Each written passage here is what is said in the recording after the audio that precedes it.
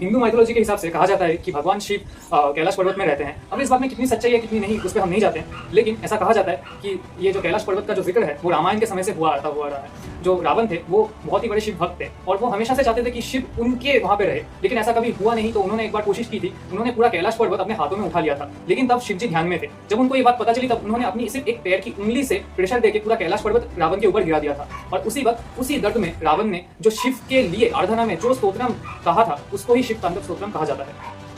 जैसे कि आप सब जानते हैं कि कैलाश पर्वत जो है वो शिव जी का घर है, तो इसीलिए हिंदुइज्म में और बौद्धिज्म में भी इसका बहुत जिक्र होता है। हिंदुइज्म में इसको शिव जी का घर है इसीलिए बहुत लोग मानते हैं और पूजनीय भी है, और बौद्धिज्म में बहुत सारे बौद्धिस्ट मॉन्क्स ऐसे भी हैं जो वहां पे जाके मेडिटेशन करते हैं। जैसे कि हमने वीडियो के शुरू में कहा था कि कोई एक व्यक्ति था जिसने माउंट कैलाश में चढ़ाई की थी, उसके बाद इतने एक्सपीडिशंस हुए लेकिन कोई चढ़ नहीं पाया। लेकिन कहा जाता है कि एक बौद्धिस्ट मॉन्क थे जिसका नाम था मिलारेपा, उन्होंने 900 साल पहले कैलाश पर्वत में चढ़ाई की और वहां से वापस भी आ गए। वो अपने गुरु से शिक्षा लिए थे, लेकिन वो गुरु से भी आगे निकल गए थे और यहाँ तक कि उन्होंने जो चढ़ाई की थी वो अपने गुरु के साथ ही की थी। और ऊपर चढ़ के वापस आने के बाद उन्होंने सिर्फ एक ही बात कही कि आप सब ऊपर में रहे जो भगवान है उसको आप डिस्टर्ब मत करना। अब इस बात में कितनी सच्चाई है नहीं है वो तो जांच नहीं की जा सकती, लेकिन ऐसा ही कुछ उन्होंने कहा था।